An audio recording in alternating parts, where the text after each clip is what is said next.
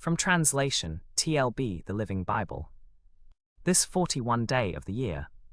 Today we are reading passages Leviticus 26 to 27. Leviticus chapter 26, verses 1 to 46. You must not make idols or set up carved images, sacred pillars, or sculptured stones in your land. You must not bow down to any of these things or worship them, for I, the Lord your God, am a jealous God who will not tolerate your affection for any other gods. You must keep my Sabbath days of rest and show reverence for my sanctuary. I am the Lord.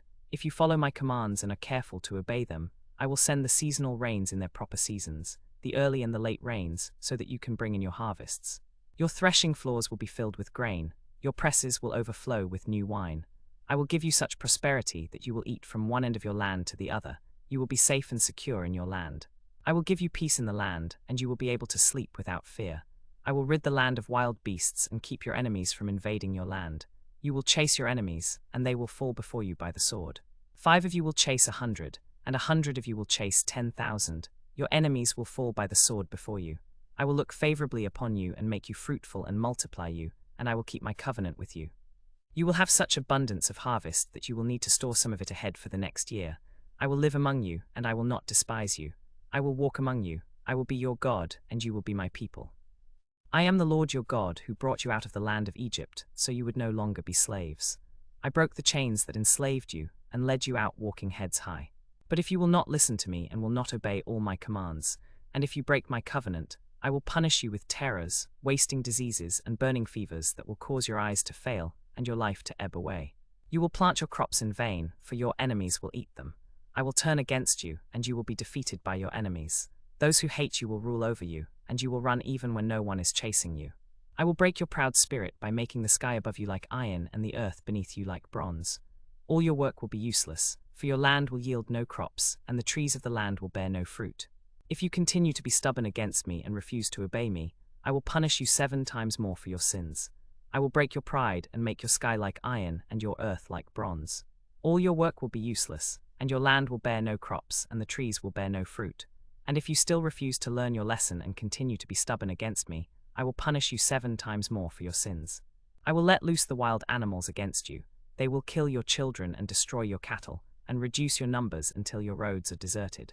And if you continue to be stubborn and defy me, I will punish you 7 times more for your sins. I will war against you with a vengeful fury, and I will punish you 7 times more for your sins. I will bring upon you sudden terror, wasting disease and fever that will destroy your sight and drain away your life. You will plant your crops in vain, for your enemies will eat them. I will destroy your pagan shrines and cut down your sun images, and you will fall in ruins because of your sins. I will make your cities desolate and destroy your sanctuaries. I will refuse to smell your pleasing sacrifices. Yes, I will make the land desolate, so that your enemies who settle there will be appalled at it. I will scatter you among the nations, and I will draw out my sword to destroy you. Your land will become desolate and your cities ruins. Then the land will enjoy its Sabbath years as it lies desolate, because you would not obey me and you would not keep my Sabbath days holy. Your cities will be ruins, and the land will be desolate. I will destroy your pagan shrines and smash your sun images, and I will leave your dead bodies lying upon the lifeless remains of your idols, and I will despise you. I will make the land desolate so that your enemies who settle there will be appalled at it. But you, I will scatter among the nations, and I will draw out my sword to chase you away. I will destroy your cities and make your sanctuaries desolate, and I will refuse to smell your pleasing aromas from your sacrifices. Yes, I will make the land desolate so that you will live in desolate cities, and the land will enjoy its Sabbath years as it lies desolate, because you would not obey me and you would not keep my Sabbath days holy. And as long as the land lies desolate, and you are in the lands of your enemies, the land will enjoy its Sabbath years. It will lie desolate because you would not obey me, and you would not keep my Sabbath days holy. And those of you who are left will be so frightened in their own land that they will jump at the sound of a leaf or a blade of grass, and they will flee when no one is chasing them.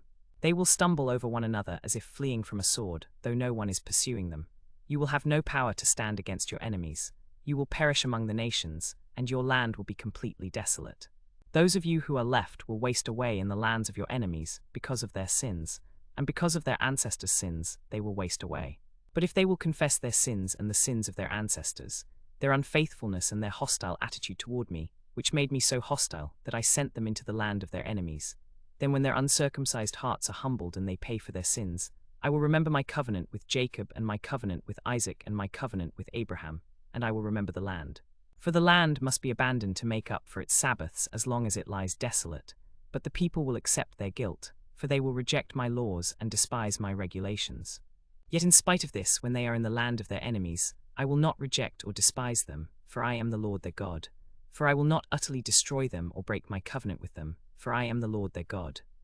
I will remember my covenant with them when I brought them out of the land of Egypt in the sight of the nations, so that I might be their God. I am the Lord. These are the laws, regulations, and instructions that the Lord gave to the people of Israel through Moses on Mount Sinai. Leviticus chapter 27, verses 1 to 34. Then the Lord said to Moses, "Give the following instructions to the people of Israel. If anyone makes a special vow to dedicate a person to the Lord by giving the equivalent of the value of a person, the value of a male between the ages of 20 and 60 is to be set at 50 shekels of silver, according to the sanctuary shekel. If the person is a female, the value is 30 shekels. If the person is between the ages of 5 and 20, the value for a male is 20 shekels, and for a female, 10 shekels.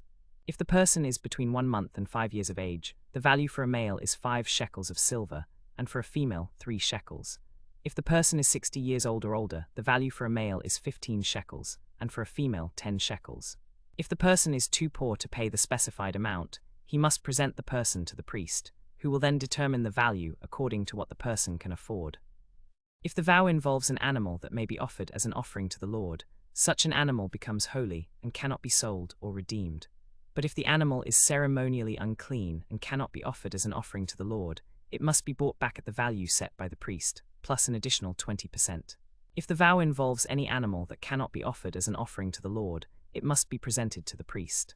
Then the priest will determine its value, and if the owner wishes to buy it back, he can do so at that value, plus an additional 20%. If the owner decides not to buy it back, the animal must be sold at its set value.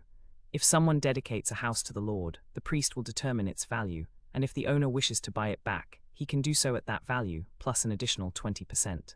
If the owner does not buy it back, the house must be sold at its set value and given to the priests as holy to the Lord.